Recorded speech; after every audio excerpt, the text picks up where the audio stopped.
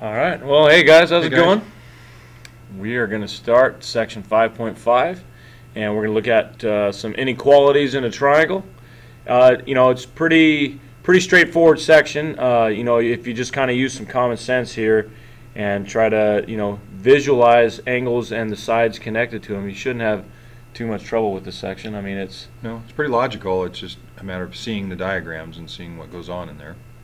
yeah. So if we look at this first slide, it says that the side opposite the biggest angle is the biggest side. And so if you just look here at this first drawing of triangle ABC, well, it's kind of, you don't automatically make your deduction based on the two angles that are given to you, because if angle A is 50 and angle C is 30, then what do we know about angle B? Well, B has got to be, oops, that didn't work out the way I want it to work out.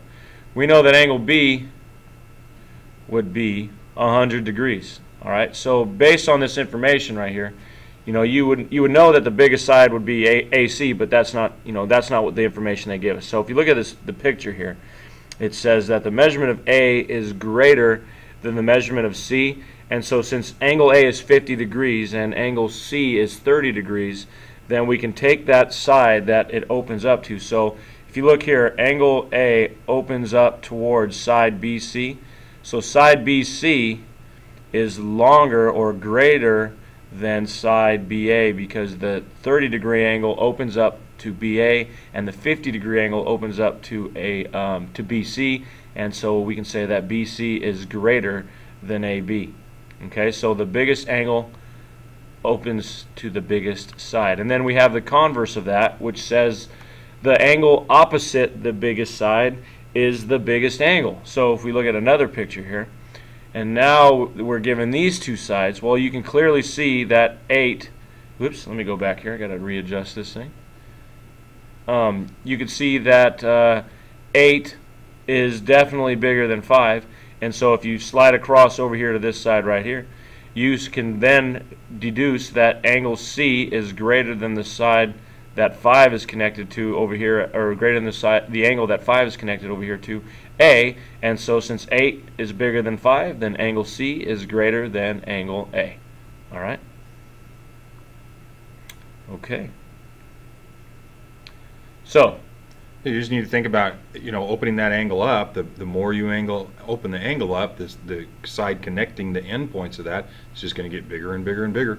yep, just visualize it, guys, and if it looks like it's bigger, then it probably is. Okay.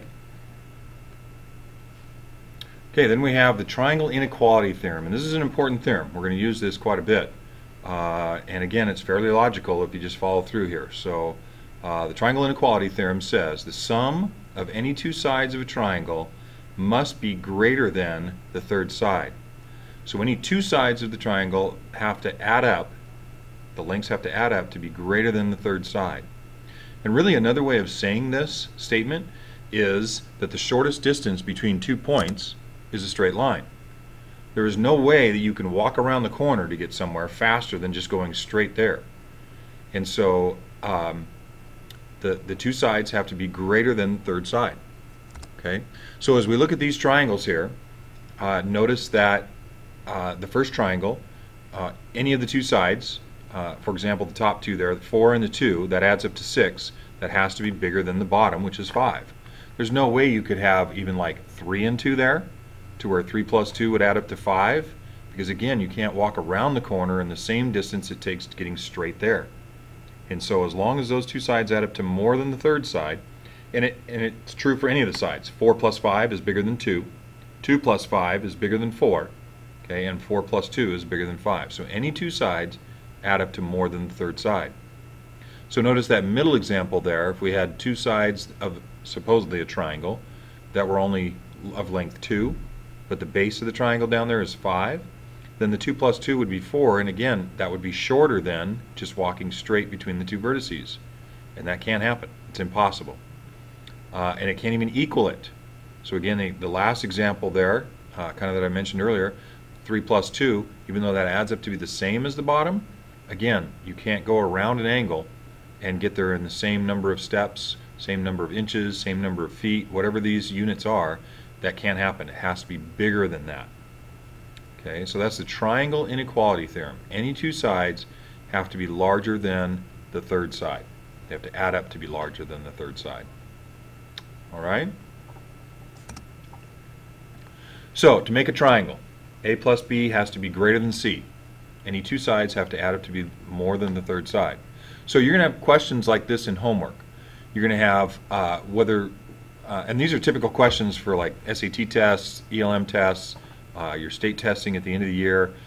This is a very typical question, just whether this triangle is even possible or not. And so the question is, do the side lengths 14, 8, and 6 make a triangle?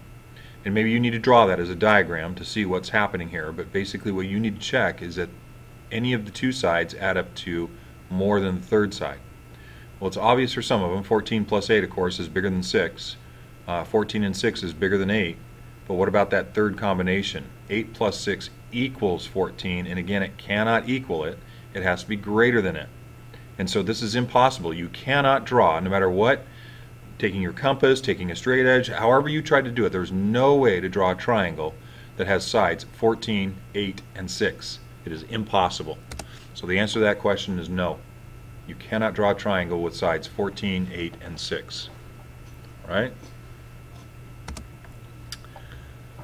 All right, now we have one that, you know, if you look at this equation here and you're trying to decipher what all that's saying, it's just kind of a shorthand for finding possible side lengths of a triangle. So if you were given two pieces of a triangle and you needed to figure out the third, okay, remember, just going back to what Mr. Scritchfield just talked about, you need to find a number that is, that's less than the two sides that you already know, or makes that, combination work, where the two sides that you're given to have to be greater than the third side, or that third side that you don't know adds up to another one to be smaller than that missing piece. So if you look at this formula, it'll probably confuse you even more just now, but it basically says that the absolute value between the difference of two sides has to be less than x, or greater than x.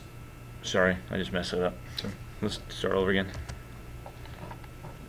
All right, so the next idea here, guys, is to be able to find a third side that would work based on what Mr. Scritchfield just talked about in the previous slide about how the two sides have to add up to two sides of a triangle have to add up to be greater than the third to make a triangle. Well, this is a way to do it if you were given two sides and then you needed to come up with the third. And basically, the little formula you want to use is the absolute value of the difference of two sides is less than the third side, or that third side is going to be less than the absolute value of the sum of two sides. So it sounds really confusing, it looks really confusing, but watch it in action and you really can learn from this one just by doing it.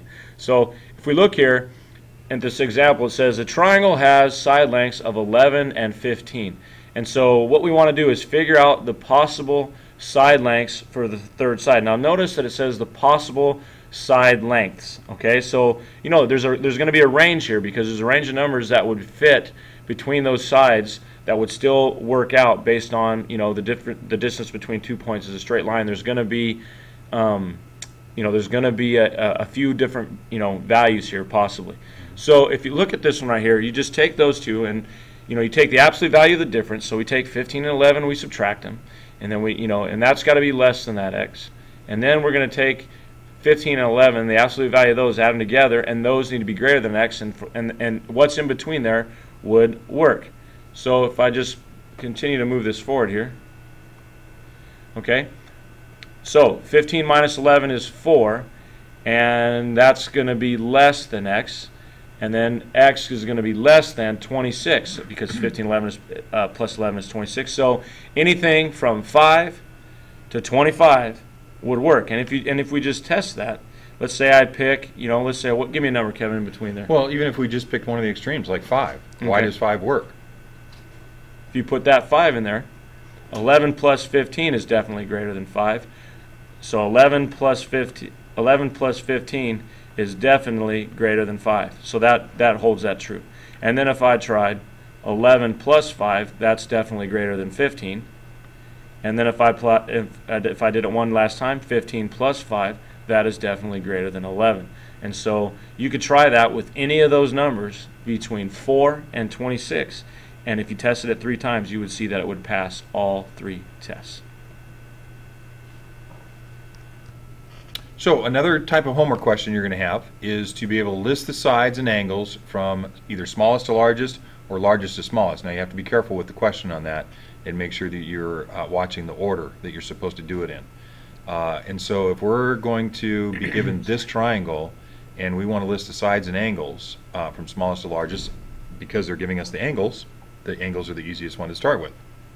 So we all know that the angles inside of a triangle add up to 180 degrees. And so we're given 2 of them, and so we would take the 95 and the 48, add those up, and subtract from 180, and that would give us 37 for that last angle. So it's kind of a, well, duh, how to get them from smallest to largest? You just pick the smallest angle at 37, listed up to the 48 and the 95. So it'd be angle M is the smallest, angle P is the middle one, and angle R is the biggest one. And so the angles are relatively easy here. Okay, but if we take the theorems that we've been talking about just now and look at the sides opposite those angles now and try to list those from smallest to largest, we just take the side that the smallest angle opens up to. So as we look at that 37 degrees, it opens up to side PR. And so PR would be the smallest side to this. This triangle, and you need to be careful with this, with your diagrams. Just going to say that. Yeah, this triangle is not drawn to scale necessarily. We're going based, that angle M looks bigger than angle P. Those two really probably should have been switched in terms of the triangle itself. But we don't go based on what the diagram looks like, remember. We go based on the given information. And so because 37 is calculated to be the smallest angle, we have to take PR as the smallest side. Even though it doesn't look like it, that's what the numbers tell us. So PR is the smallest side. RM is the in-between side, the middle side, and then the longest side would be excuse me, opposite the 95-degree angle, and so MP would be the largest one. And so they go in order: RP, MR, and MP. So smallest to largest, that's the order that they would go in based on their angle measures and the sides opposite those angles. All right?